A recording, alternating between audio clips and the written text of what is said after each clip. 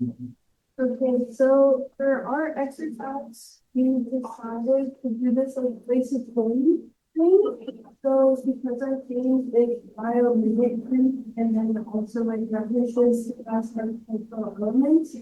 What we want you to do is place a pin where you see these sorts of things. How do you make it bigger?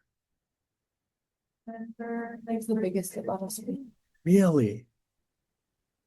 Come on, Mentimeter.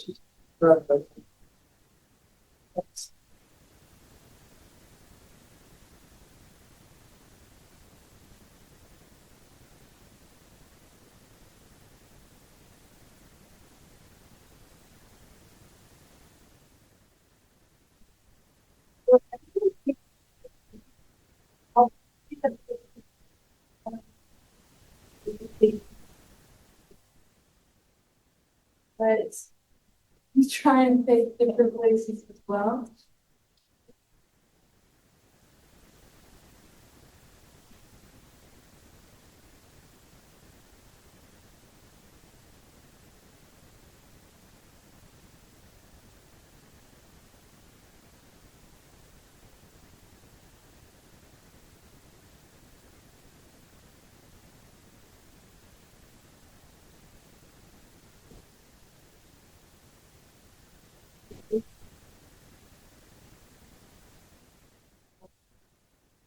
Um, we were thinking, obviously, and then the trees surrounding the building has to naturally shade on the building.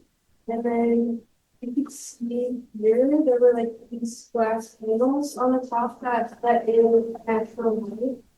And then one of the elements that I saw was kind of just the shape of the building is very traditional and very like, simple. And that feels misleading during years and years. Does anyone want to share like what they put or what they saw?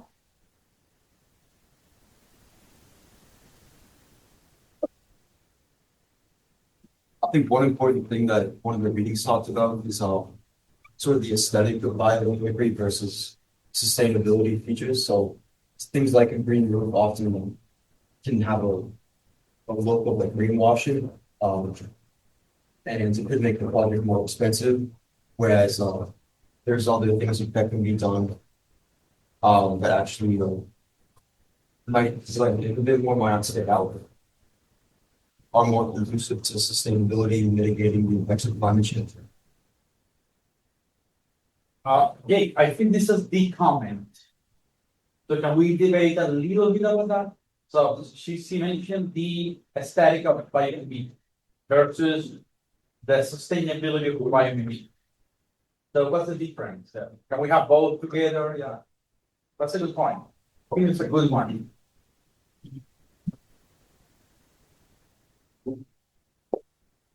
I think the readings too, they seem very different, but they both kind of complemented each other. One talked about why we should design sustainably and like the ethical responsibility of it, and the other focused on how they can function sustainably, like through ecological tech. And it's that mixture of like social responsibility and ecological performance and how they balance each other and work together.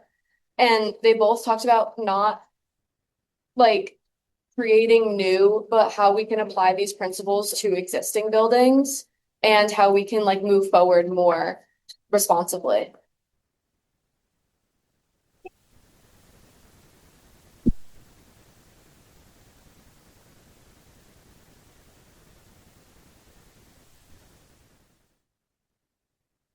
Okay, what should we answer to them? So how can existing cities realistically transition from linear resource systems to circular urban systems? Okay, What is more essential to successful circular cities? Innovative infrastructure, supportive public policy, or participation? Wait, what were those three? Innovative infrastructure, supportive public policy, or participation? And then what can cities learn from environment, such as like circular systems or like renewal, regeneration, machine systems, stuff like that, like how they mimic the functionality of it. I'm editing. That's okay. And how should the success of biometric and circular urban systems be measured beyond like greenhouse policy?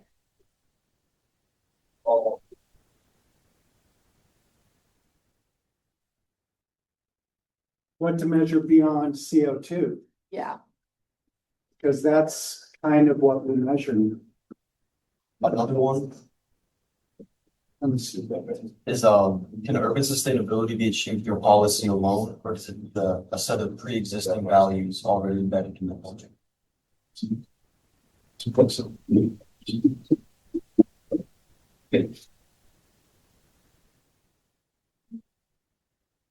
Let's keep it distinct.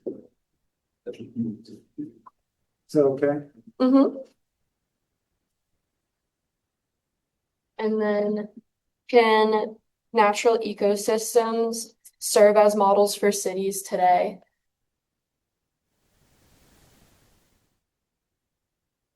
It's kind of, I already said that. it's kind of there, right? Yeah. Can social responsibility and ecological performance exist in tandem, or does one take precedence in design? Is there a conflict between those two things? Yes. So health, what are the two things? Social responsibility and No, not ecological. response. So social versus eco. Which one do we prioritize? Right.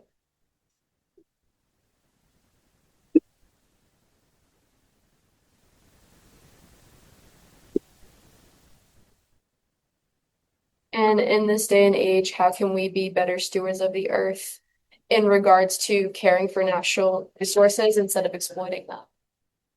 Wow. That's so big.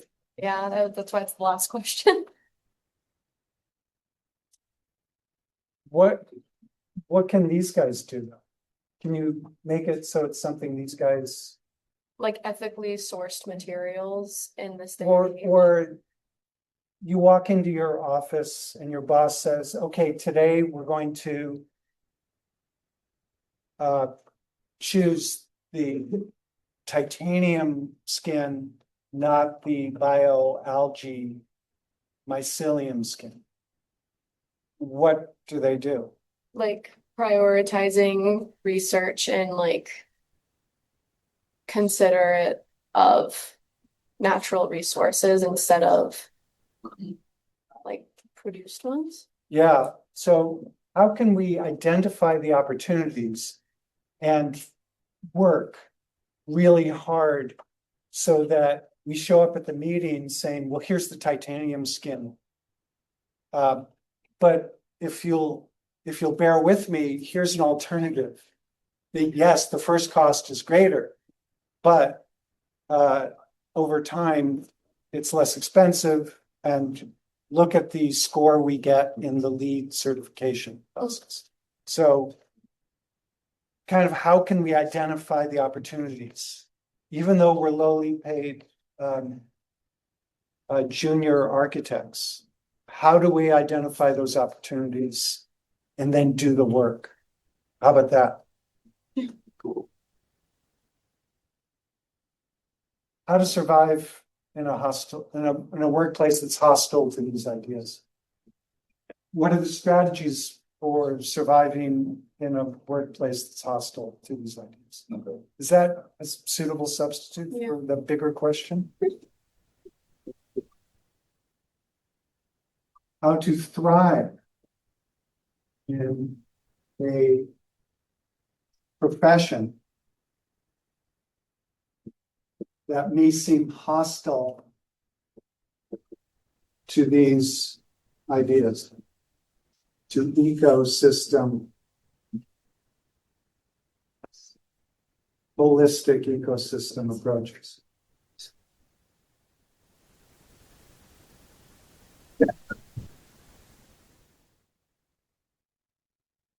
What other questions are there that we haven't covered?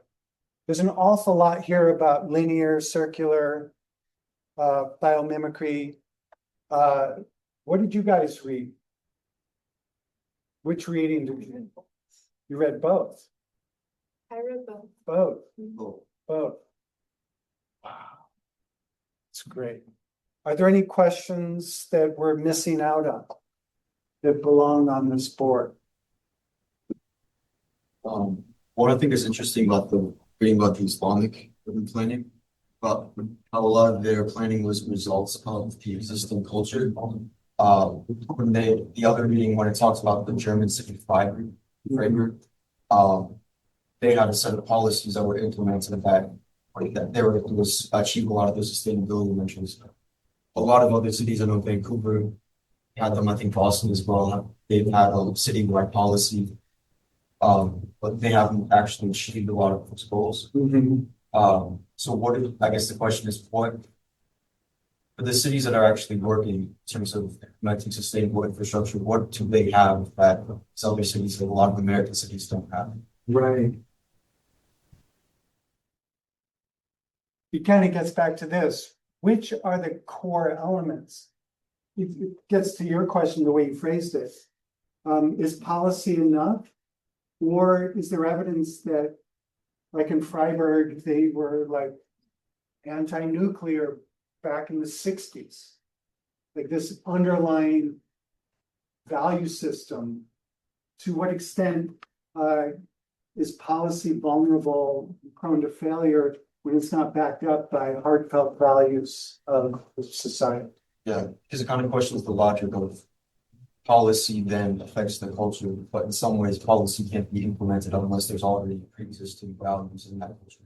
Yeah, so I'm going to call it core elements because that's the language we use in our diagrams. Like, what is the hierarchy of these core elements? Which comes first? What works?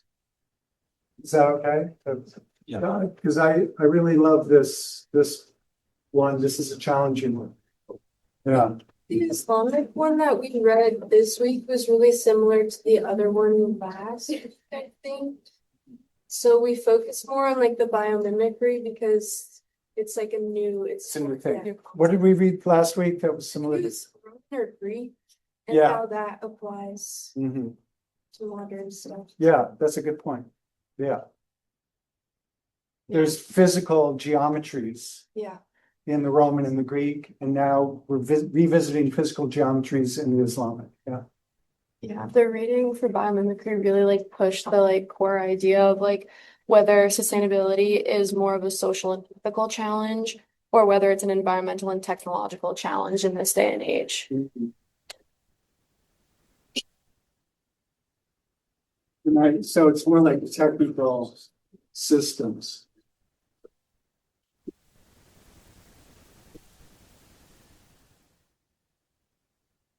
Okay. Yeah. What are we missing here in terms of questions? There were some really good questions in the discussion. So thank you for those. Not everyone's remembering that there should be a question at the end, so don't forget. You get one more shot to do that. Get those get that burning question at the end, because that's, turns out to be kind of a key moment of truth that filters up into the work of the what's the point group. So any questions that deserve our attention as we work through today? I guess how we go from having cities that don't have any biomimicry, transition them to have like one others that do have that. Yeah. Yeah, I don't know if it was you who asked this, like, what do we do in cities that have these infrastructures that are hard to change? Can't even get the cities around Boston to complete the job of separating rainwater sewers from their sanitary sewers. That's pretty fundamental. So what to do with old infrastructure in the face of old infrastructure?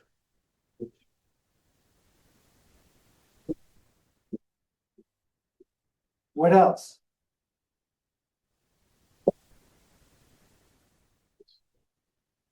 That's good. We're good. Okay, thank you. What's the point? So it's time for us to turn our attention briefly to the final project assignment. Does anyone miss this? I already have one of these steps. Okay. So as has been the case in the past, those studio instructors, of which we ourselves are studio instructors, so we're empathetic to the needs of studio. But as in the past, we're concluding our regularly scheduled program of class meetings prematurely before the end of the semester to carve out some space for you to dedicate yourselves more completely to the challenges of Studio 6, the hardest, the most important studio of your educational career. I don't know if it's the hardest. Didn't they know that? Yeah. Yeah, it's the hardest. It's the most demanding and most important. Studio 6 is what distinguishes Wentworth graduates from everybody else. Studio 6 is where Wentworth shines and other schools falter. Yeah, can I add something to this? Please. So something that is happening in Wentworth. I don't know if you're aware of that you're having this comprehensive studio in the junior year. Yeah. That's, who does that? Because you're prepared. And that distinguishes us from others, not only because of the Studio 6, but also because of what you can do later. Yeah. So now you have room for Studio 7 and 8 that you will see that are more research based. And 9 and 10 for those of you who carry on. So name a school. Name a school you almost went to. Roger Williams. When is their Studio 6 comprehensive studio? Semester 12. It's their last semester. It's the last semester of the graduate program. They ask you to do all these system stuff. Name another school name a school you wish you could have gotten into. WPI. WPI, they don't have an architecture program. They just started. MIT. Wait, hold on. When did that happen? MIT. When does MIT do it? I think they do it also at the very end. Yeah. Do they ever? Yeah, they have to do it. Yeah. They do it at the very end. Name another one. And name one that we can see out our window. And they all do it at the very, very end. It's the last thing they ask students to do. We do it in the junior year, and you put it behind you, then you have a year or two to build on that foundation. That's why Wentworth graduates, first of all, have a physical competence generally. It's no guarantee. You have to work with us to develop these math skills. But Wentworth graduates have a physical competence. When people are struggling, they turn to the Wentworth graduates and they say, wait a minute, do you put the vapor barrier on the cold side or on the warm side of your envelope system? They turn to the Wentworth graduates when they have that question. Wait, how big is a 2x4? They don't know. They don't know how big a 2x4 is. How big is a 2x4? It's 1.5 by 3.5. It's not 2 inches by 4 inches. The people working next to you who went to other schools, they won't know that. They expect you to know that. And then on top of that, you have 2 years to develop skills beyond the basic competency that it allows you to pass the exam. You develop the leadership skills, the higher order thinking, the specialization. It gets you hired faster than the others and moves you up the ladder of the hierarchy within firms faster than the others. You can hire Harvard and MIT students, your bosses won't mind, but then you got to help them understand how the business works, right? So that's the world you're entering. And this course is preparing you for life beyond Studio 6. This course is helping you think big, think in larger terms of systems, and identify the opportunities for how to offer alternatives to business as usual so we can turn this thing around and go in a better direction. That's the point of this assignment. This assignment, when you read it, you will recognize it. It's similar to the final part of the analysis assignment. We've been anticipating this assignment as on Tuesdays when we look very specifically at the diagrams and the principles that grow out of the diagrams. In this assignment, we asked you to revisit the principles and diagrams of the analysis work of you and your colleagues. And you're shopping for a group of design principles that cluster together, and taken together, they constitute an approach to a specific kind of problem. So it might be housing affordability. You pick the diagram principles that help do that, and you rework it, you develop it, you create, you fill in the holes, and you and your partner, because this is a 2-person project, you are responsible for developing together 7 diagram principles. No analysis for this. It's all diagram principle, and you develop those 7 diagram principles so that they work on their own and that they work together. And we're gonna, because there's no class, we're basically going to engage online through Padlet. Yeah. You want to? So you know what is Padlet? We were using the same platform in Studio 6. So we created another one for this class. So the link is in the assignment. So basically you will have to post your 7 diagrams per team.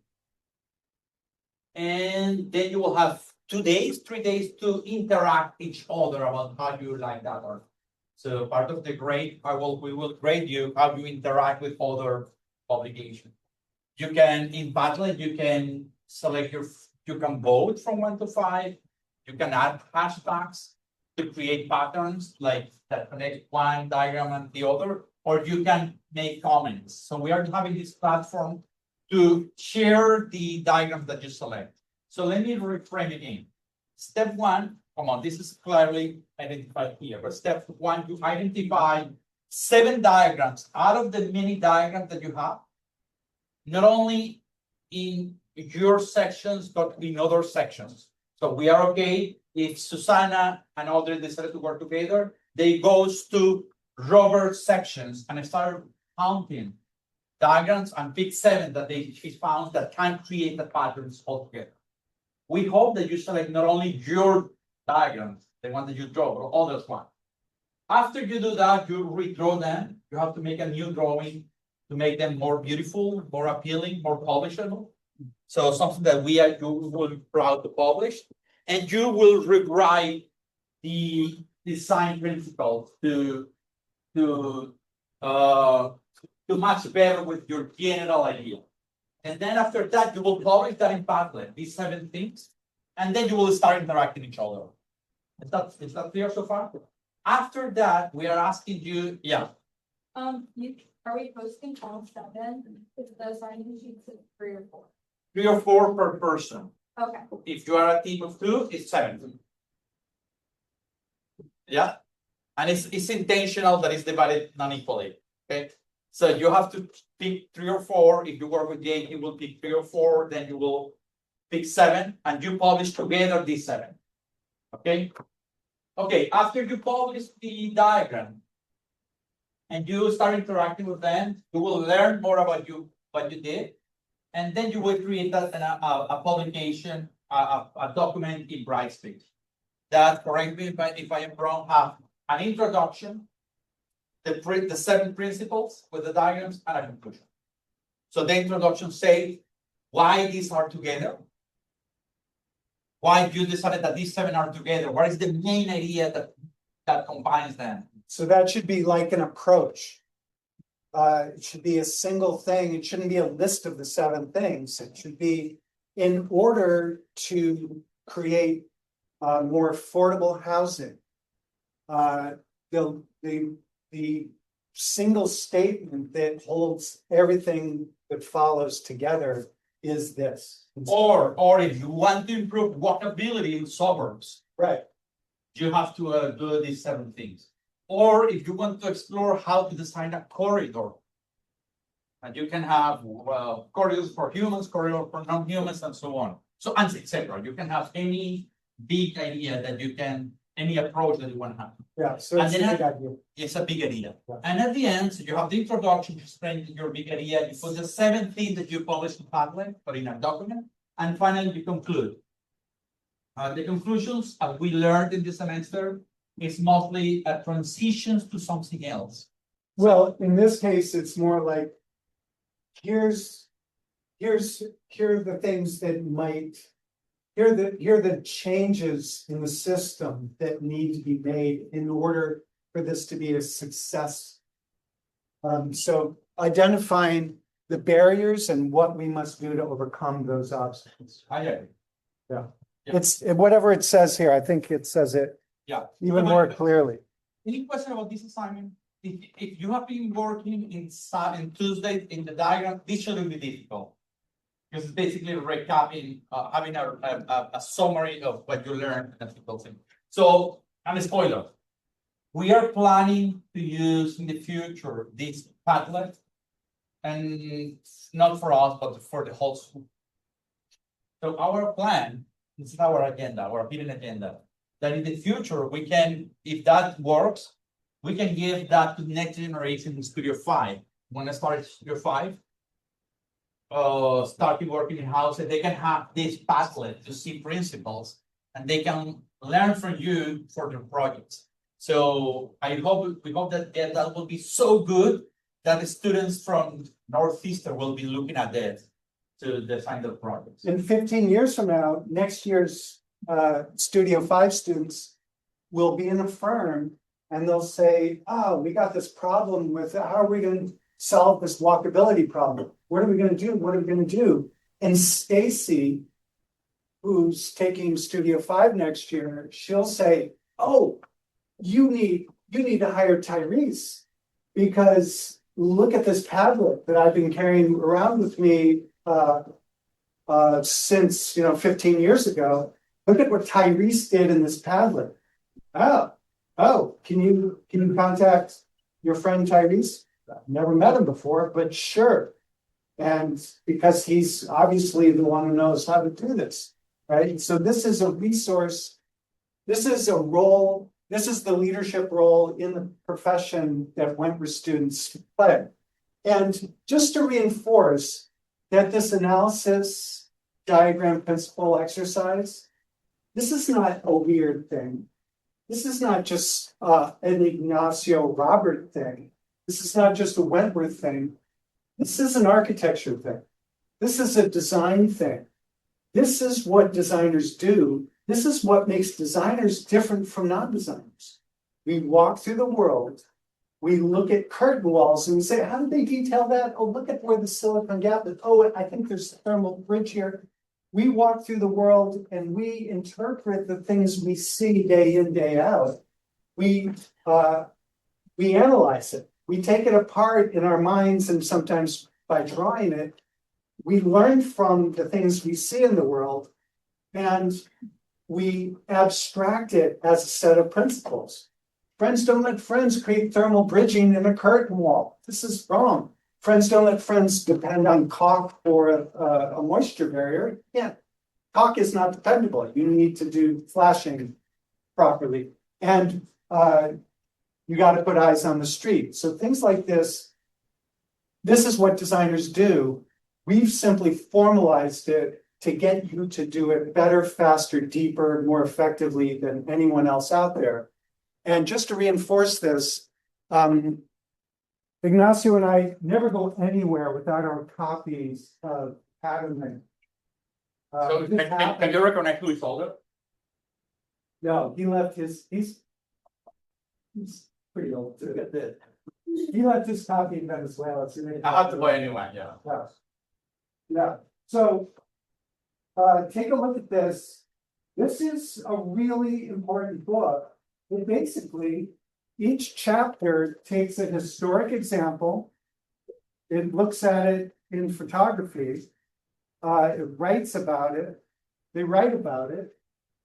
And they draw diagrams to abstract it so that it can be applied to a diversity of novel applications elsewhere. It's a beautifully produced book. And it's just, we could have come in here with 6 or 7 different books. They all take this kind of approach. It's just what architects do. So we're having these books around just for you to look at during the class. So I just want to point out 2 additional things. One is, we were discussing on Tuesday, one of the challenges of this diagram is that they should be specific enough to be applicable, and they should be wide or broad enough to be replicable. So abstract enough. It's abstract enough to be replicable. So we're not asking you to do a diagram of a project, but a diagram of this reason. Of an idea. Of an idea of how the idea of this project is like. So, and the second thing is, as reminding you that the assignment is here, and you have to read that carefully. Everything that we have said is written here. So come back to this with your partner, and if you have any questions, write to us. Any questions so far about the assignment? Yeah, please. So they're separate diagrams and not like analysis that we've been doing. It's like a completely new. It's not a completely new thing. It's a diagram without the analysis. Yeah, so it's like the diagram we just added like 3 weeks ago. Could be. Uh, It could be a diagram you just did 3 weeks ago. Or you could select a diagram that Lena did 7 weeks ago. So you can pick in the Google slideshows, there are thousands of diagrams. You can pick 7, whatever you want, and put them together. And redraw them and put them together.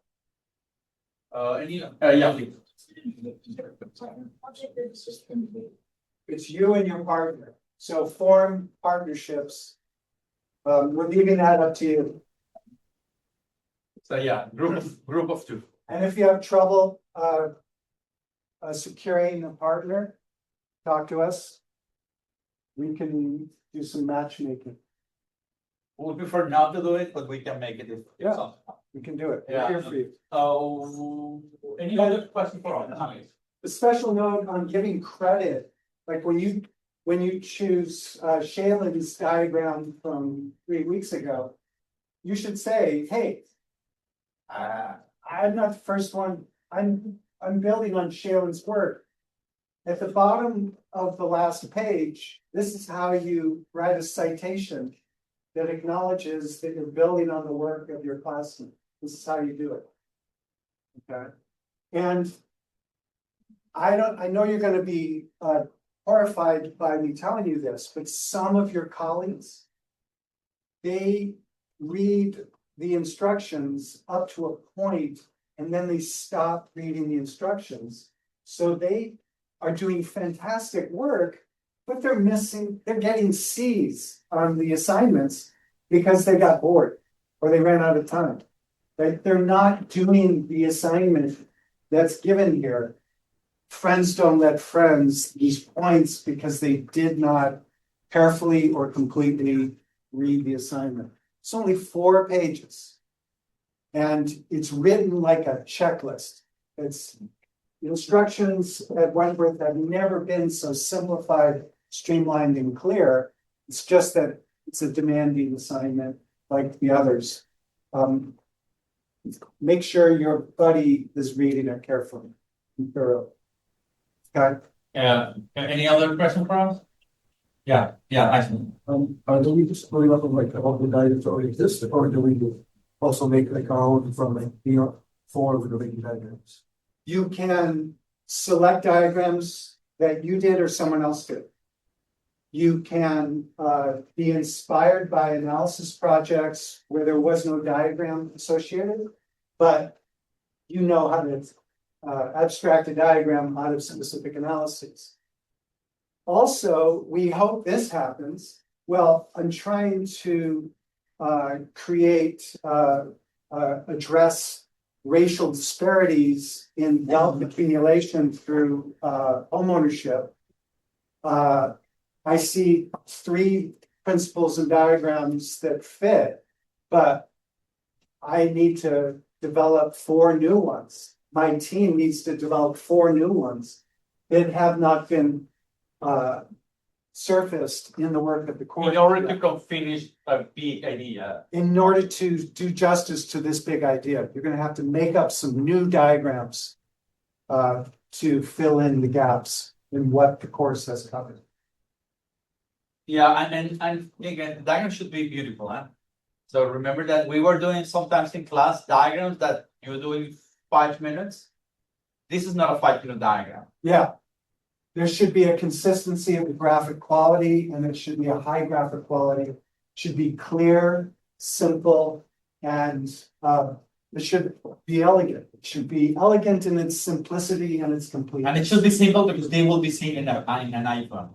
Yeah, So yeah. Imagine it on an iPhone. Not too much detail, Sarah. yeah. You have so much detail. No. We grade it at full fidelity, high fidelity. We do both. We're into different.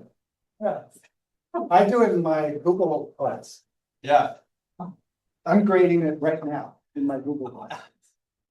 Okay, What else, guys? We have a lot of things to cover, but look at the time. I'm a pro. And pros are expected to edit. I have that control. Yeah. So here are our topics. The first one is complexity in emergent form. I mentioned last week that this course is roughly grounded in the tradition of teaching, starting with Kevin Lynch and then later Julian Beinart at MIT. And this is Kevin Lynch's book that grew out of the original version of a course like his. I got the title wrong. The book is called Good City Form.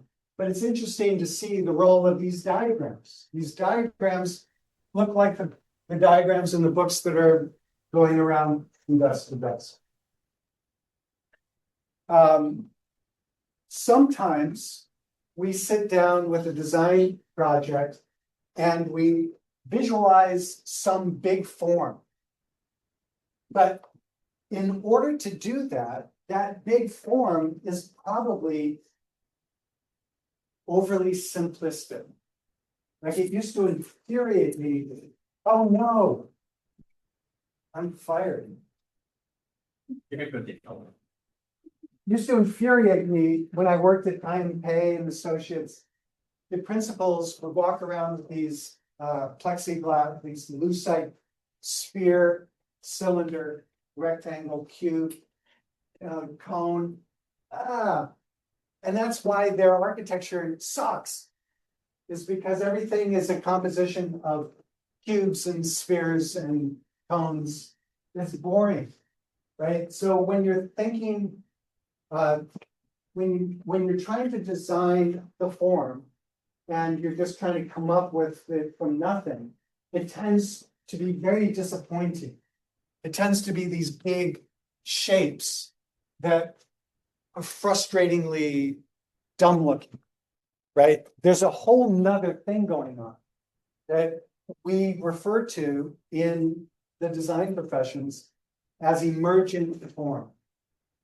We don't start with a form, we start with visualizing some forces or processes, and then we run those forces, we follow where those forces lead by developing, instead of developing a form from scratch, it's more productive to develop a method of drawing that allows us to trace the evolution of form through a series of stages that acknowledges those forces.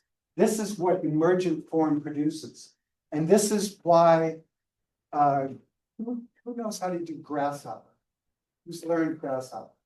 1, 2. So 10 years ago, it would have been 17. So I'm not sure what that means that that students are not learning grasshopper.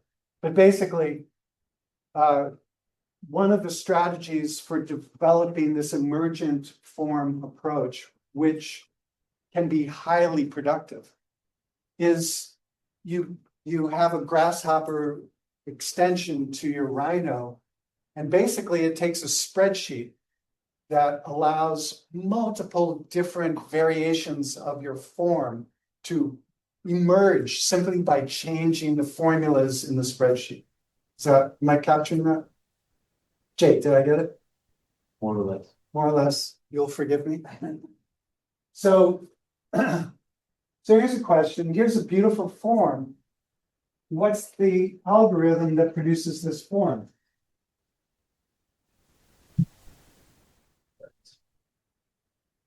Birds is not an algorithm, but it's a good start. There are, and this is sometimes non-architects or people who don't need a building, but they hire architects because of our superpowers of pattern recognition.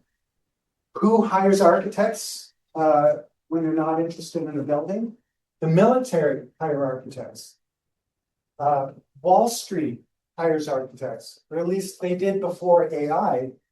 But it used to be that architects were uniquely trained to recognize patterns and reproduce the algorithms that produce these patterns. So what are the rules of this operating system?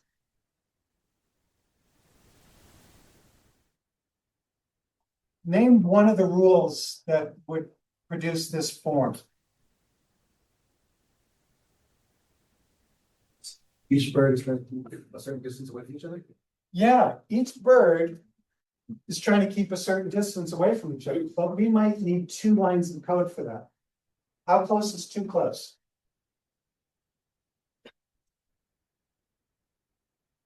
Someone else.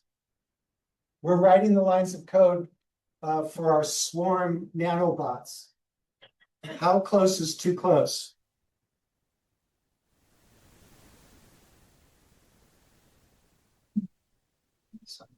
What? Half inch? Is that, who thinks half inch? I think my configuration. Quarter inch. Quarter inch. Right.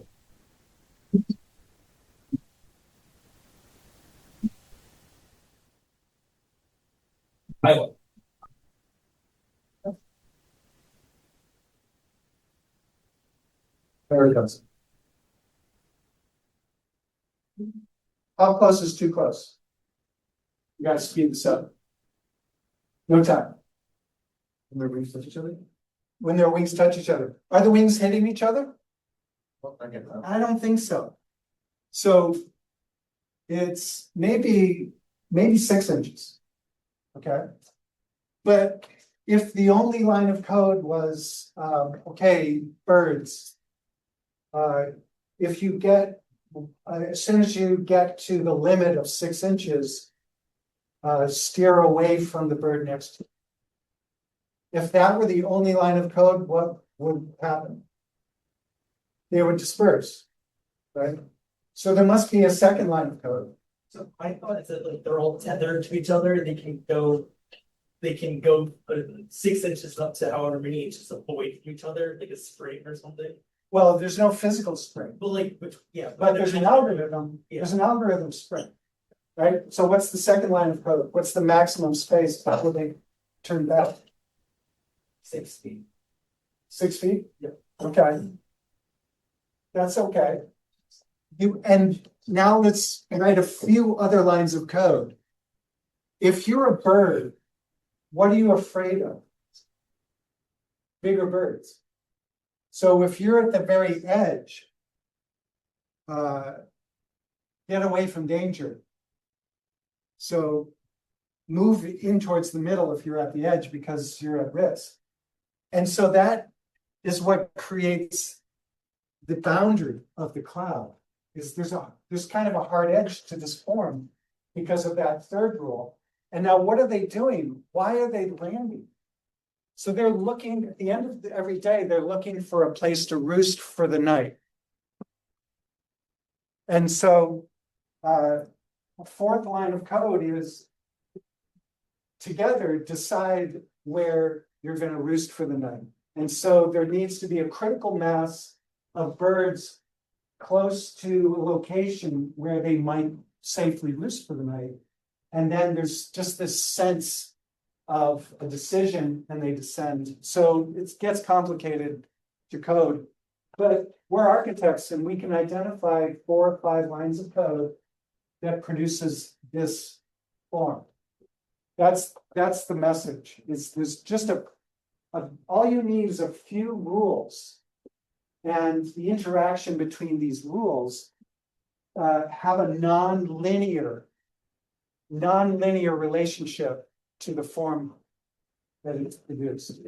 It's hard to predict. That's the key thing. And so we have to deal with complexity. Here's the work of Andrew Goldsworthy. He doesn't know what form he's going to produce. He goes for a walk in the woods and he sees some sticks and he says, "Hey, sticks, what are you capable of doing?"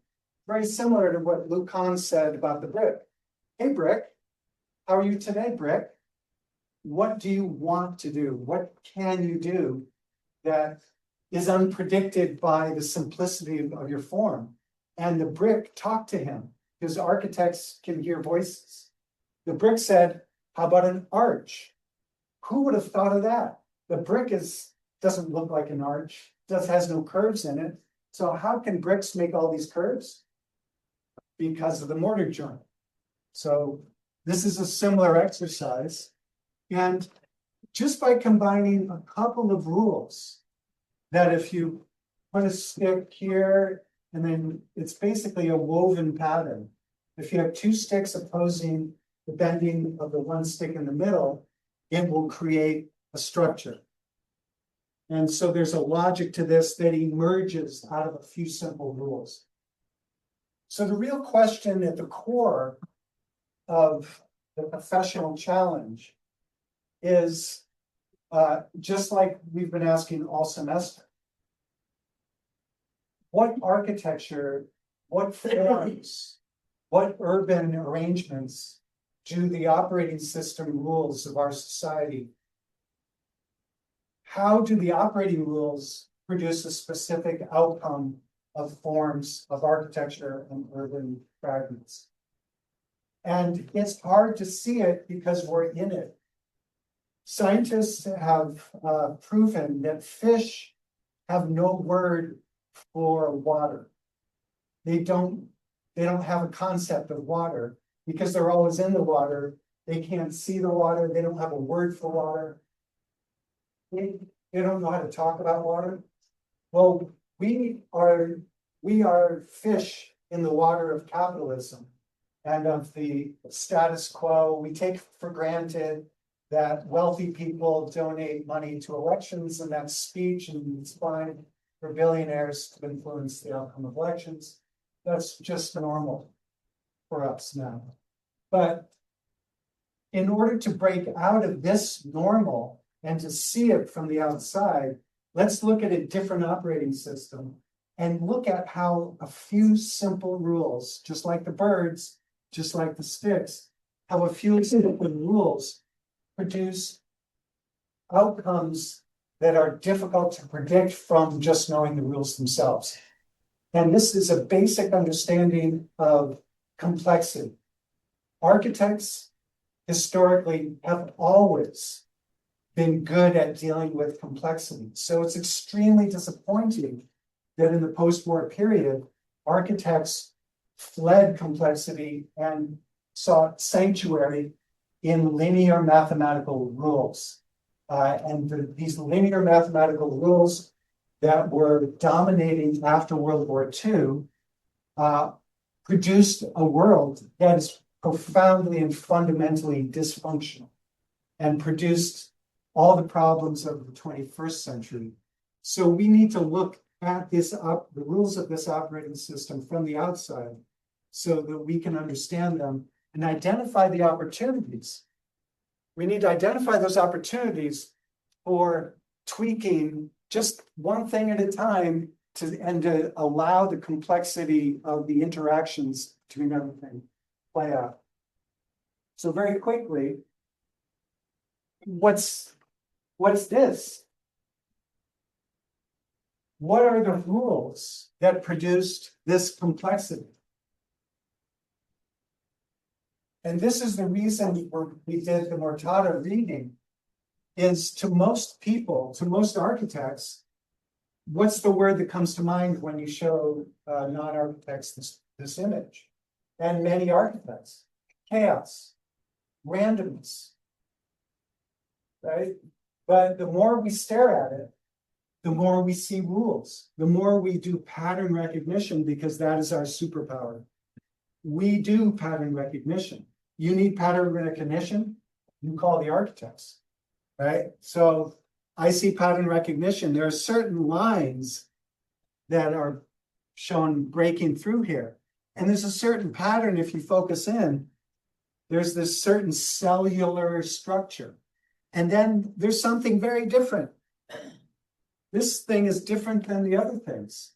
So there are certain patterns that architects, staring at it long enough, can identify. And then when you read Mortada, you suddenly see that there are rules, there are basic rules. And the interaction between a few fundamental rules results in an unpredictable, non-linear, complex outcome. It's the way ecosystems work. So reconnecting back to last week, ecosystem rules, the operating system of ecosystems is complexity. Few simple rules in nature, but they interact with each other with complex, unpredictable outcomes. And so this is just some thinking from the middle of the 20th century that was critical of this oversimplification, this dependence on linear systems to determine and to address problems that defy solution if you break it down into smaller and smaller parts. This is what engineers do. This is what architects did in the 20th century. If we don't understand complexity, we break it into smaller and smaller parts, and we end up giving the road engineer control of the built environment. And they solve the problem of the built environment from a narrow perspective of what moves cars as quickly as possible from point A to point B, ignoring all complications. And the result of single-use zoning, that was a linear approach to something that should never have been subjected to linear approaches.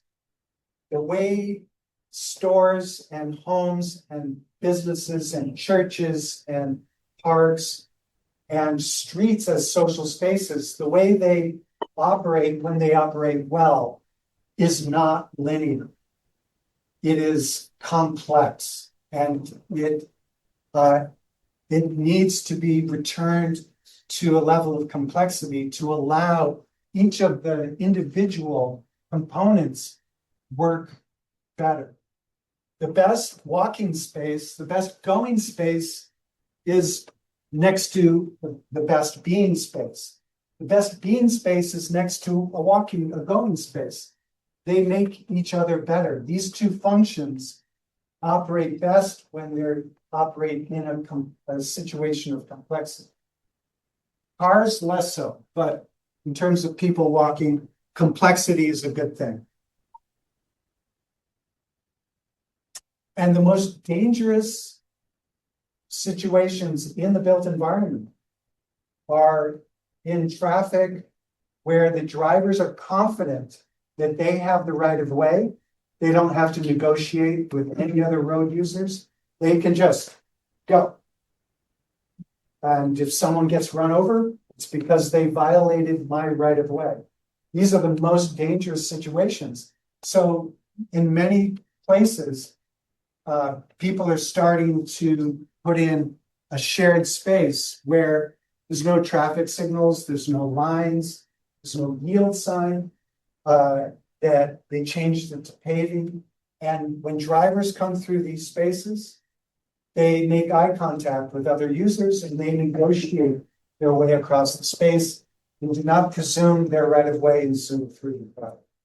And the first shared space in North America was built in Boston, actually in Cambridge, Harvard Square. And now, Sorry, say it again.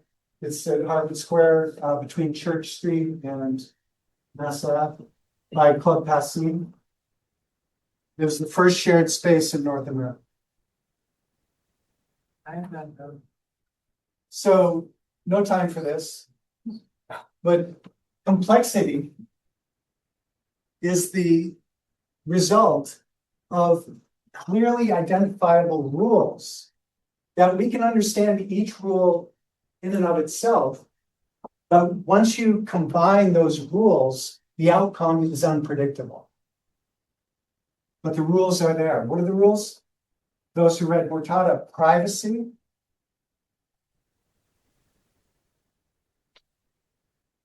mainly privacy, but different aspects of privacy and respect and sunlight in the courtyard house. The mosque faces Mecca. There are 5 precepts. You have to pray every day. You have to give charity. Who can help me out? You have to fast. Those 3. Pilgrimage, the Hajj. You have to go to Mecca. So these are the principles that many of you will be dealing with. Those domes, the dimensions of those domes in the first image, there's the explanation for that. It's because of the materiality and the limitations of the size. And sometimes you have to develop a specific way of drawing that fits the thing you are drawing. And this is what the thesis students do a lot of. Since the domes are a big part of the architectural experience, it's not captured in section so well. You have to do a sectional perspective. It's not captured in plan so well. You have to do a worm's eye view. And because this is our superpower, what do you do to produce this type of view? You go underground, you turn the ground transparent, and you look up. So you're looking up through the ground into the space, and you see the domes above us. We don't draw this classroom that way. Well, we do, reflected ceiling plan, but that is the worst way to understand architecture when this is the architecture. But in Gothic cathedrals, worm's eye axon is a very powerful thing. This type of architecture. So there's a development of a method of drawing that matches the forces that we're trying to comprehend and work with in complex situations. And we draw things because of complexity. If it's not complex, if it's a sphere or a cube, we don't even need to draw it. You just say the word cube. We don't need an architect, we just have an engineer do it. You just say cube to a contractor, he'll give us a price and build it, right? The reason we call you the architect is because we need you to deal with complexity of multiple systems like you are in Studio 6. And for every combination of forces, there should be a very specific way of drawing that is tailored to those forces. Water and wind.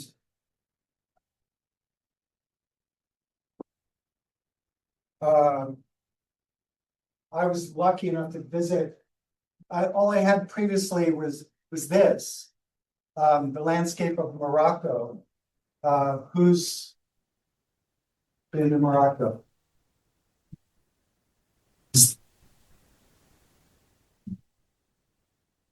And the miracle of understanding natural ecosystems, even though they're hidden underground, and taking advantage of it.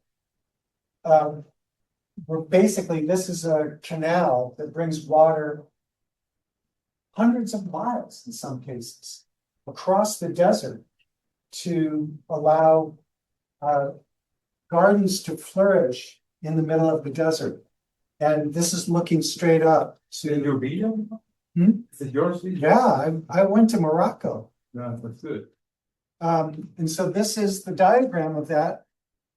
The water table is going down. So what do? We dig a hole to where we reach below the water table, and then capture the water and keep it flowing underground through these tunnels so that we can irrigate some land.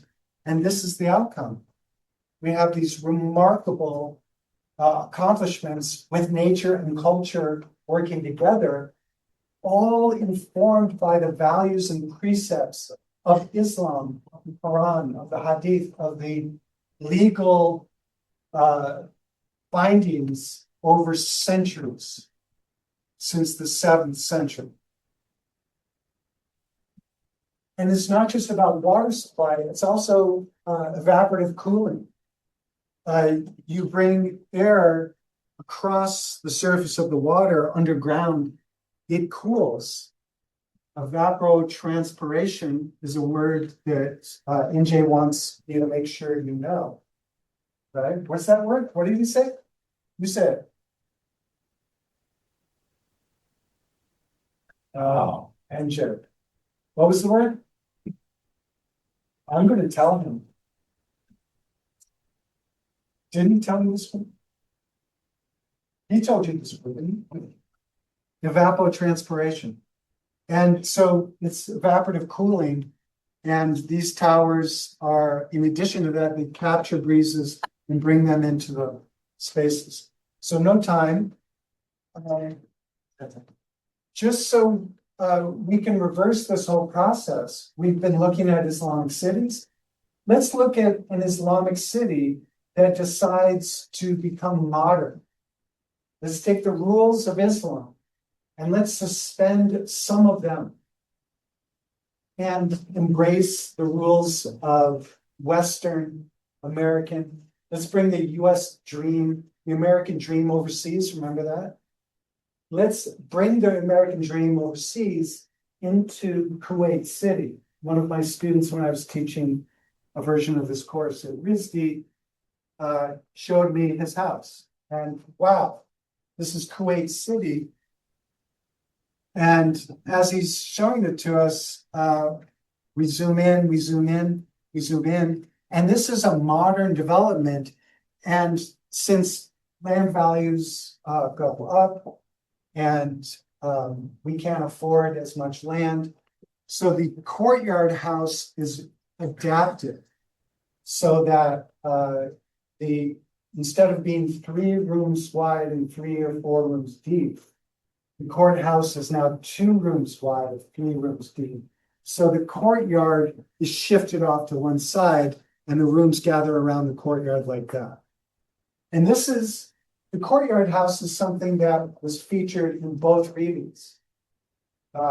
The rules around the Jostad town, Hammersby Jostad outside of Copenhagen, required courtyards because it's a more ecological way of configuring things.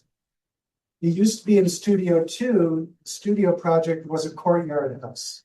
And so the courtyard was an important way to shake up our the dominating vision of the house we grew up in and imagine architecture that's very different from what we're used to, so that we can think about it fresh and see it as if seeing it for the first time.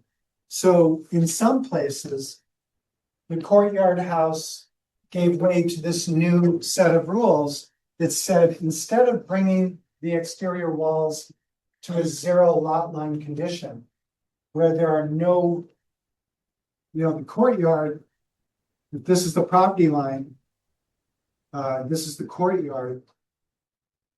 We don't put windows from our house into our neighbor's house. That is a solid wall. My neighbor built his house first, and so there's already a wall there. And then I just built my house up against the wall. That makes it, what does that make it? It makes it a party wall. We share that wall. He's the one who put in those bricks. He built the wall. But I built my house up to that wall, and now it's a shared wall. It's a party wall. And this is called a zero lot line approach.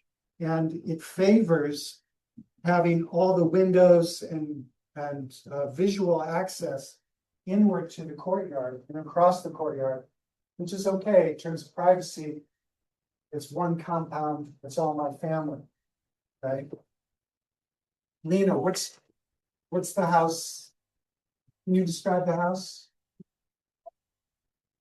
In Marrakesh. My grandparents' house. So Yeah. it's similar to where you're describing the party wall. So all the houses, all the windows have a party wall between them. And my grandparents' house has 3 floors, and we have a huge courtyard Huge courtyard. in the middle. Does it work? Yeah, it's like 2 family houses, so it does connect all the neighbors. So your grandparents live on the upper 2 floors. On the ground floor, they rent it out. And so it's not totally private, but it's pretty private. Yeah. Right?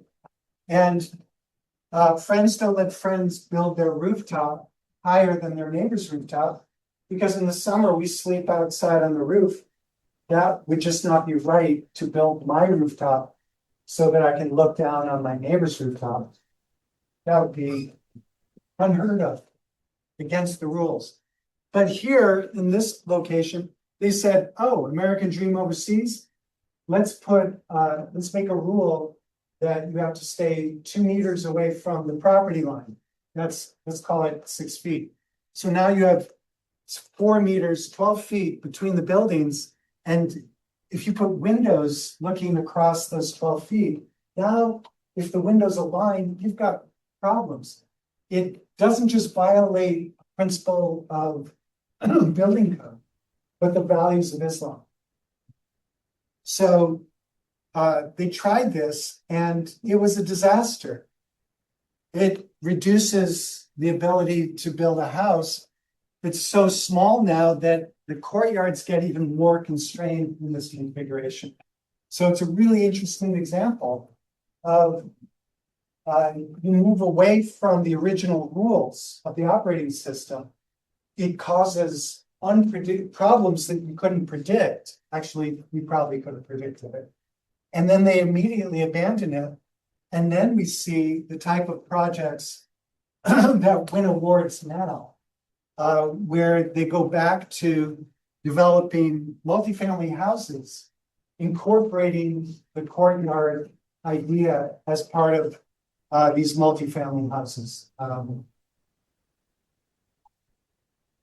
And we've had thesis students look at this problem and develop their thesis around this.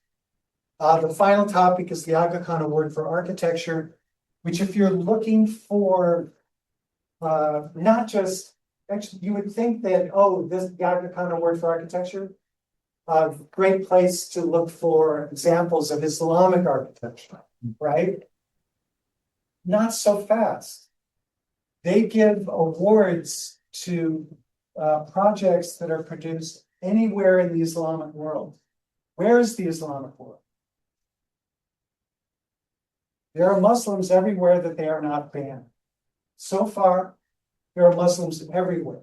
So my friends in Bali, a devoutly Hindu Balinese religious system, keep getting nominated for their bamboo structures.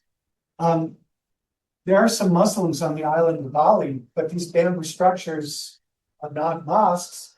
The true genius of the Aga Khan Award for Architecture is it prioritizes projects where whole communities benefit. That the benefits of the intervention are felt not just by the owners. It's not just the architects having something flashy to show in their portfolio, but the children and the community and surrounding society all benefit. This is the highest value that the jurors prioritize. And then they look for how the values are embedded in the architecture. And these are not a bunch of clerics from Egypt and Abu Dhabi. This is the dean of MIT architecture, the dean of Harvard architecture,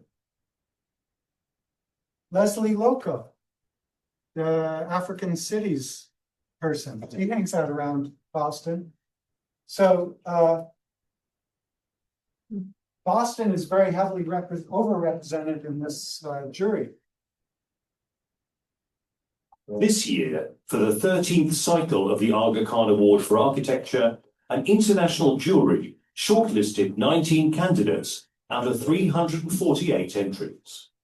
The process is very exciting and challenging. And when you start with almost 350 projects that come from all over the world, so you have to concentrate more.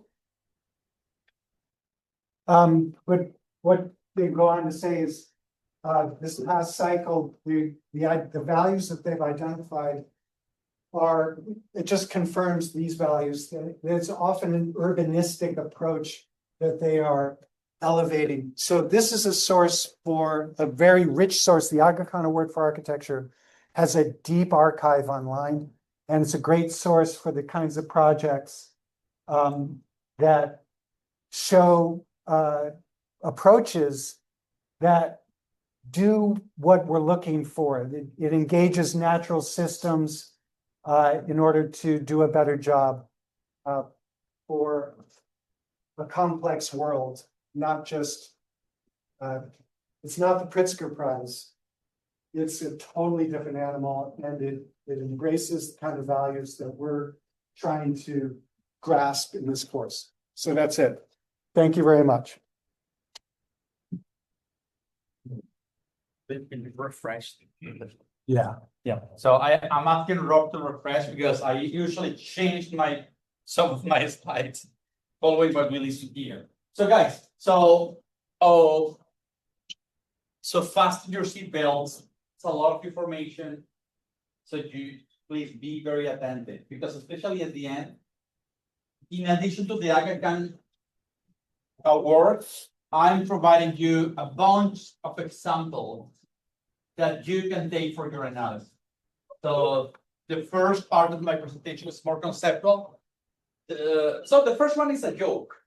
The second part is very conceptual, and the last one is a lot of examples. I won't have time to show all of them, but I will keep all of them. You will have all of them in the presentation. Okay. I have the responsibility to talk about commitments. I have the responsibility today to talk about biomimicry. Do you know what is biomimicry? In some way, why it's not working?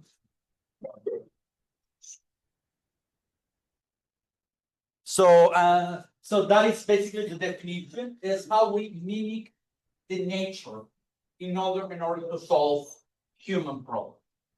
So how we mimic the nature in order to solve anthropocentric problems. And we were doing that for a while. So we see the world and we try to understand the world in order to mimic the world to solve our problems. So look at the screen. So this is a typical image that we have in architecture. We see something that is amazing, it's still for the nature, and we mimic the world and we do biomimicry.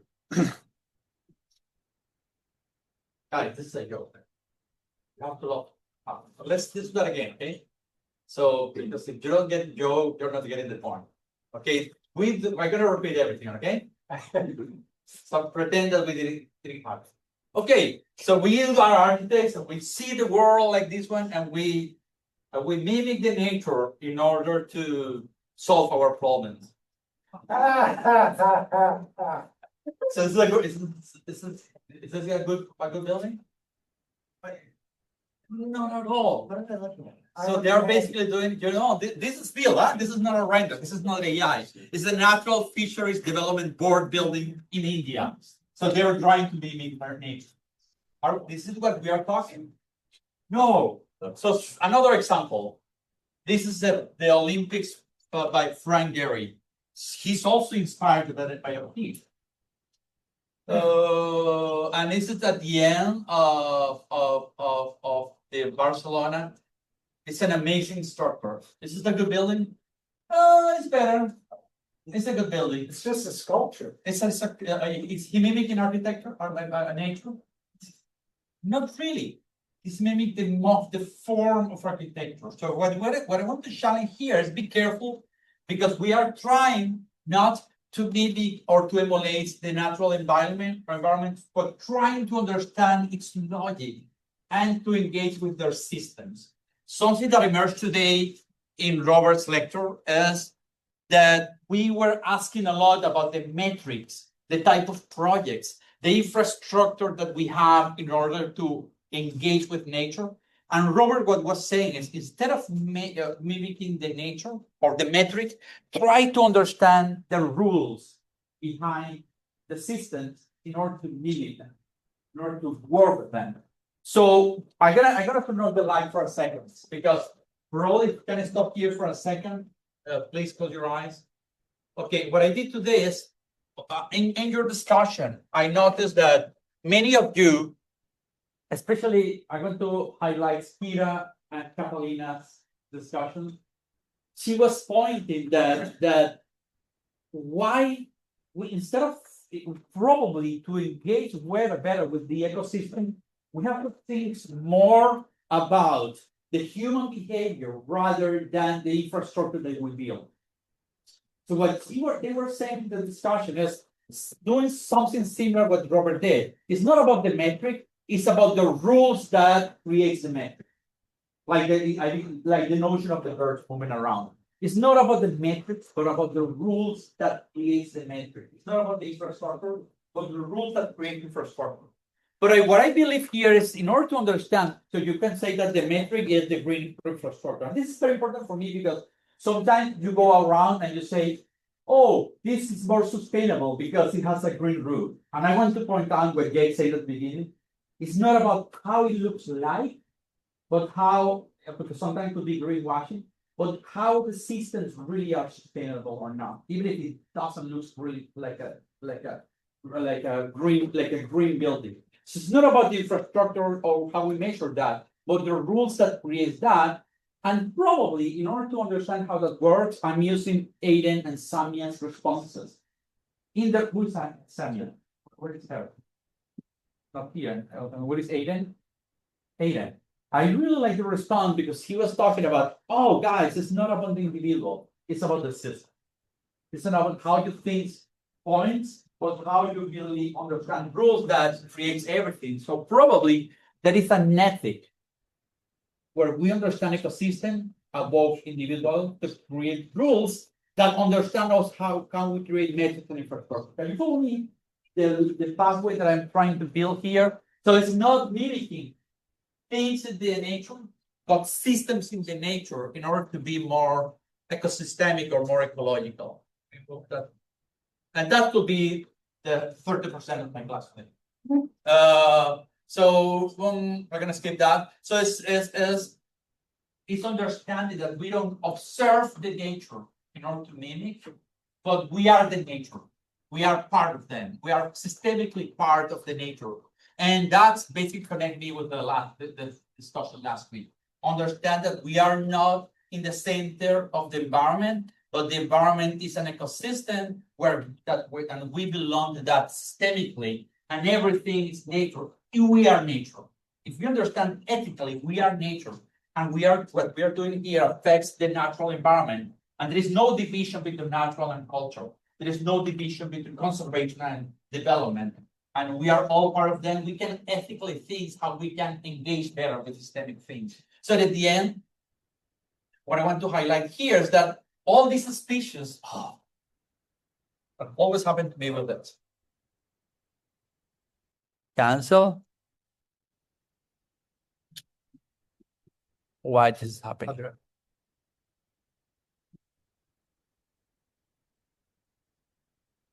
Oh. I'm sorry, that happened to us on Tuesday as well with a different computer. Really? What is happening? I can't. Can you improvise? Sorry. Can you improvise? Sorry? Can you improvise? Yeah, I can improvise. And yeah, let me so stop here.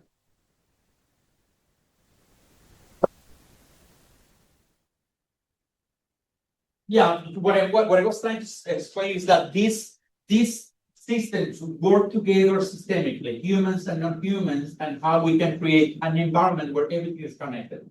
So the next slide basically say that in order to be sustainable, we usually think in the environment, in the ecological aspects of the environment. But we have to think, and some of you say that the ecosystemic environment also works with it's not only being environmentally sustainable, but also to be sociological sustainable, and also being economical sustainable. So So what I'm trying to say here is that sustainability is not only being sustainable from the environmental aspect, but being sustainable for the sociological aspect and for the economic aspect. If a thing is not profitable, it's not sustainable. If a thing is not environmental, it's not protecting the nature, it's not sustainable. And if it doesn't integrate the people, it's not sustainable. So probably, yeah. Oliver, you're reading. So probably. So the key here, let me find out. So the key is understand that I'm trying to find the words. Is we understand that when we think ecosystem is not only economic, it's not only ecological, but also economic and also are we okay? Yeah, it's not only economic but also sociological. So I'm going to put that here. Here we are. Here, okay. So I suggest you to take a look at these triangle that understand that if we integrate sociologically the community and we integrate ecologically thank you, Robert, the nature, and we understand that we can also have profit, we can find ways to be more sustainable. So what we're trying to find is ways where you put all of these things together in order to have a future that are more impactful. In order not to mimic the things of the nature, but mimic the systems of the nature. So, and that comes back to the ecological planning and one new concept that I'm pointing today, because that will help me to preach to next week, which is our last one. Yeah. Next week is our last week. Crazy. So remember that we're moving backwards. We were talking about modern city as machines last week. We're moving at cities as organism today, and we're moving next month to cities as cosmos. So, and when we move backwards, we understand that probably indigenous communities already knew these things more better than we are knowing right now. So probably something happened through modernization that we forgot that we are part of the nature. So that this is not something that I say. This is something said by Viveiros de Castro, an amazing Brazilian sociologist, that he said that in order to be more sustainable, you have to come back to what he called Amerindian perspectivism. Is understand how the logic of indigenous peoples were already connecting us with the land. So next week, we'll talk about communities. And while talking about community, we will discuss about how we can have projects where you can have all of this together. So next week, who are staying here during the fall? So we will work with one indigenous community called the Indigenous of New Hampshire Collaborative Collective in a project in New Hampshire in Studio 7. So, and we will be working with this lady, Denise Poilot. Where in New Hampshire? In a place called Namika, which is an indigenous land now called Durham, New Hampshire. So wait, so Studio 7's site visit. It will be Studio 7 will have a site visit to the land of Namika, which is now called Durham University of New Hampshire. I will explain Studio 7 next week. I promise. But this is not about Studio 7. I just want you to know that we will be working together with an Abenaki tribe. And she said always that to us. Dennis Paul says, you can have it all. It's not about selecting green infrastructure or selecting having systemic rules. It's how you can have all of this together. It's not about being ecological or being profitable. It's not about being economical, produce economic wealth or include the society. It's how we can have a level of innovations where you can have it all. You can have all of this together. And she said that if you think from an American Amerindian perspective, if you think from an indigenous perspective, where you are part of the land, you can have all of this together. And you have to find ways to make that happen. And there are solutions. So I said, this is where your analysis comes. So there are several books that explain today how we can find techniques where we can address what Robert was saying. It's designing with the systems and not against them in order to create infrastructure. How the infrastructure comes through the system. Especially, I compiled here this specific book. The link is here, guys. You can take a look at the link of the book. And actually, if you click here, you will have the link. It's the catalog designed by the World Bank with what they call natural-based solutions. How we can have solutions in urban design that create nature, and they explain different processes and functions that they can have to have what they call NBS, so natural-based solutions, and they usually explain that in how this works in the valley, in a valley that comes from the beginning of the water courses until the sea, and how you divide the land to different ecosystems, and how this valley have different conditions that have different ecosystem. And if you recognize where you are in the valley, you can recognize where, and I have to skip that, what type of infrastructure and production you can have in order to be economic, sociological, and ecologically sustainable. So this is the valley section from their projects, what they have, and they also have certain examples how these natural-based solutions works at the scale of the region, from the upland forest toward the sea, but also how that works at the scale of the city or the neighborhood. And now you can have different infrastructure like bioretention areas, urban farming, or pocket parks in order to be sustainable. But it also works the same at the scale of the street, where the infrastructure that you can have, like water collection, shading, carbon sequestration, or cooling effects, how you can have these infrastructure in order to be also sustainable. Evapotranspiration, Yeah, upper left. evapotranspiration, yeah. Yeah, you say that. Say that. Yeah, and the other thing that I want to highlight in this document, I invite you to look at that in detail, that they are doing a big effort to select a set of possible natural-based solutions. And these are the examples that I took from the book that come from urban forest to mangroves that you can design in cities in order to integrate those systems into your project to be more natural-based solution where culture and nature are basically blurred. So what you have here now, I decided to have one example for each one. So you have here, they provide 11 examples from urban forest, slow water courses to mangroves. And I have here, please take a look in details, and also you can look at this link, guys, and select, for example, this example. This is from Utrecht, 2022 by Felix Firm, how they integrate urban food forest in Utrecht in 2022. And you can click here to see these examples if you want to explore them for your analysis. So again, I'm going to use my last 10 minutes to move across these 11 examples. If you find that someone is interested to you, come back to the presentation, click this link, and you can find other images about those examples for your analysis. You can also look at the AgaCan competitions. But again, this is the urban forest. This is in Utrecht. They basically have food productions in sidewalk.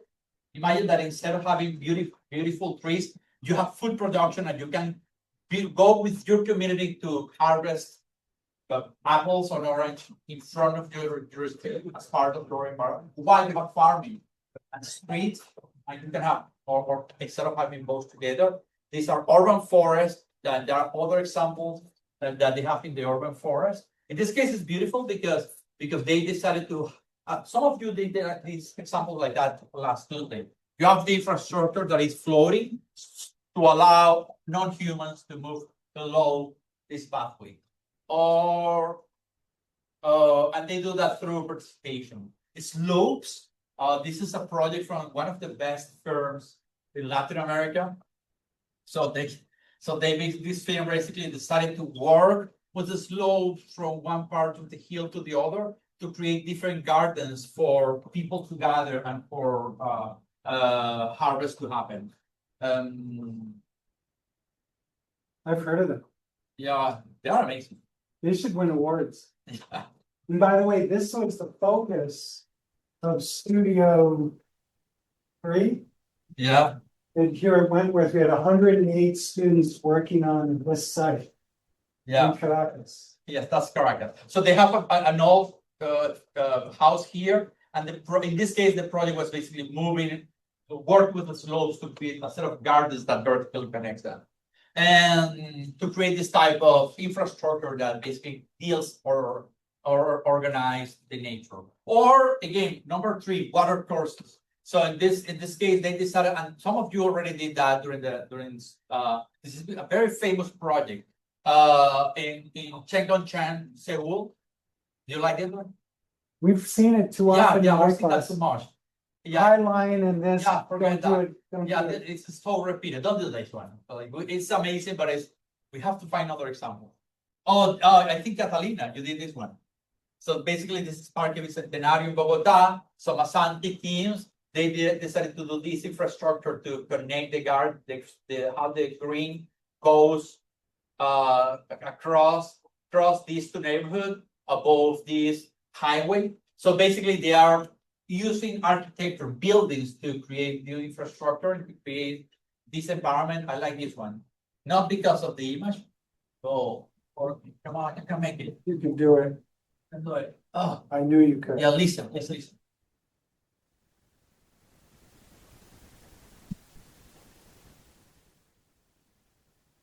Working. You can. That is the beauty of the project. See that? I heard that. I heard something. No, I think it's both.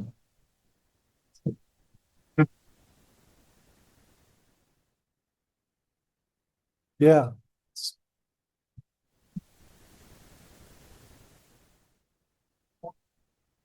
think that's a really important. So how you can use that by. So this sense of quietness that you can introduce in the city because of nature. I think that's a conviction. It's so cool because I literally a small time, that's all. That's yeah. I'm in the middle. Okay. Green spaces, how do you integrate green spaces and also blue and green infrastructure in your city? This is a beautiful example of a wetland inside Bangkok. Or green spaces or green streets, how you can have, you combine transit-oriented development, TOD, that we were discussing weeks ago, with green infrastructure as well. Or in Kibera, you use urban farming to integrate communities. Or biorotations, wetlands, as we are trying to do here at Wentworth, actually. This is a Wentworth project. If you move around, there are several wetlands.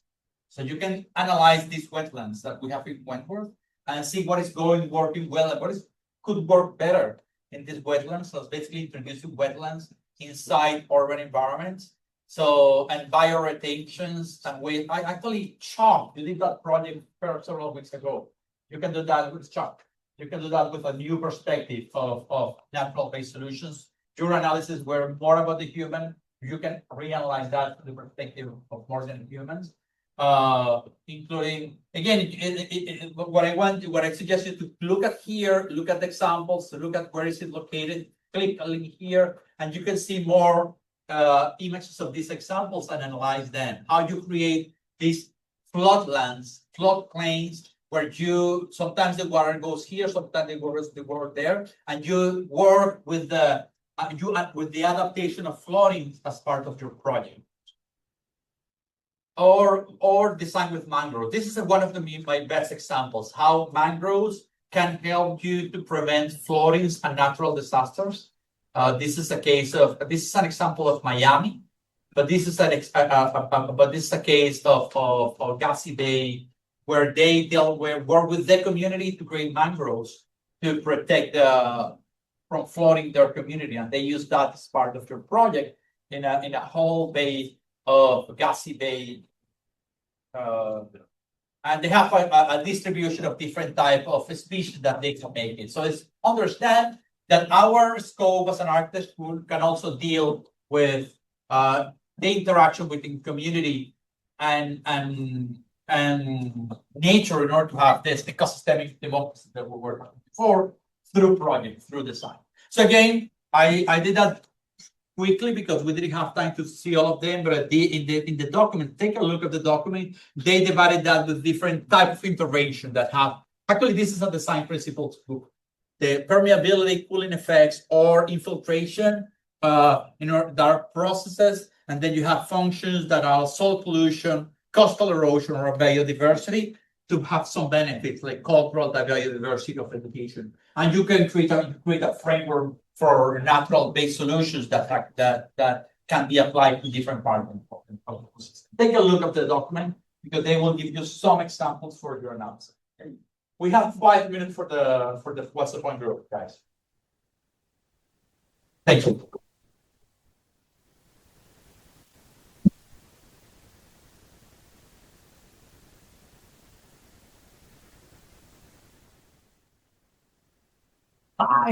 Why? It's something with it.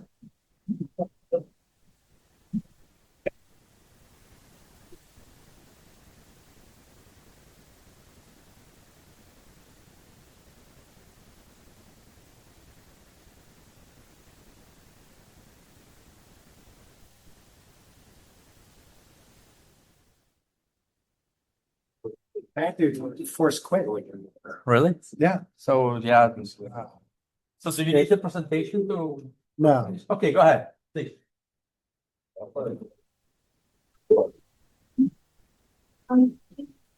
How that is they can do biomimicry, but I wonder like furthermore how we can take existing infrastructure and change it to make it that way without like creating significant change.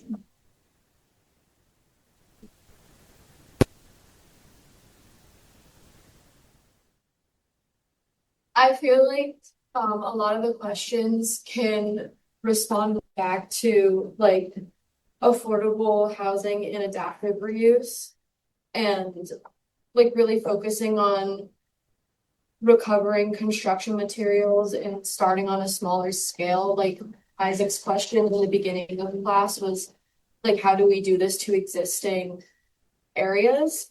And that's more like starting small with what we already have and then reusing like buildings that are cleared out to become more like biological and sustainable. And that can start at like a small scale compost or waste to resource systems for that like circular instead of linear. And like really focusing on like incremental infrastructure over time and like starting small and working up to a more sustainable and biological systems. The concepts that we had of the policy, participation, values, I feel like we talked about how all these like systems are independent, but the most successful way to like move about this is to integrate bits of all of them. Just share them much. And like really focusing on what the community in question would respond best to. So it's never like the same mix of all of them. Each situation is case sensitive and will require a different mixture and priority of each part.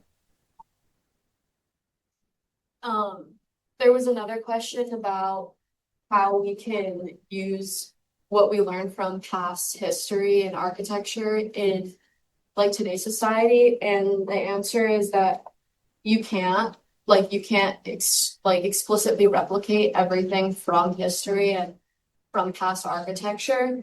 It's more about applying the underlying principles of each thing. That's the assignment. Yeah, and in today's world, those principles can be seen in like mixed use, public transit, which we focused on, renewable energy, and those circular resources that we talked about through the lecture and readings. And the catalog of nature-based solutions really is a vivid demonstration of the power of looking at ecosystems from the past and abstracting and extracting ideas and principles and applying them and adapting them to the built systems that we produce. Yeah. And like how to measure how effective those systems are.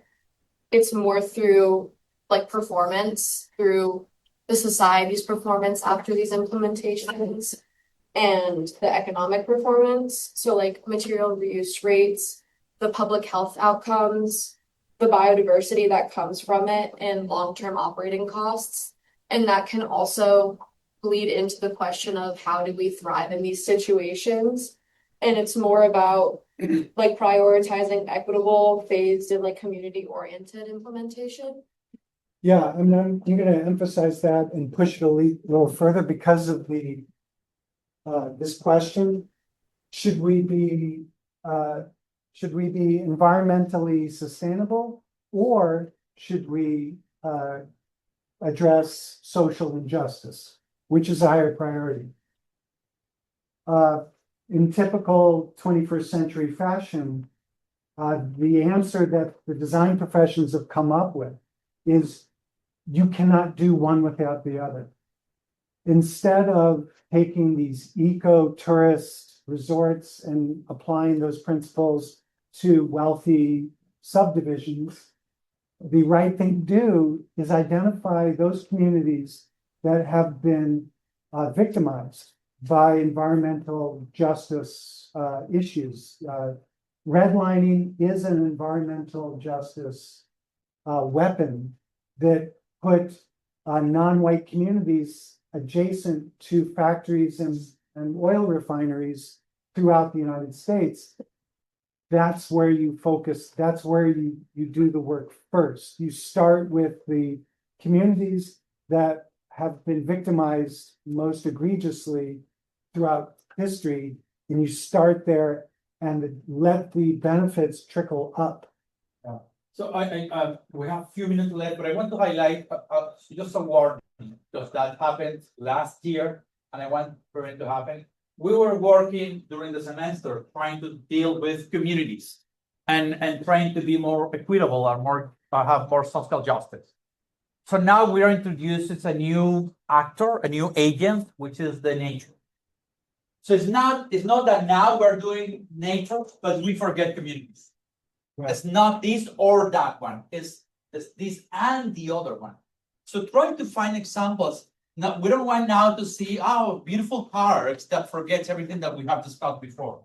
We want to find example with nature, the nature and the culture, the ecology and the sociology comes together, as you just said. This example where you can use ones for the benefits of others. These mutual benefits. This is what we are trying to do. We can have it all. That's what we are trying to find. Yeah. Excellent. Very well.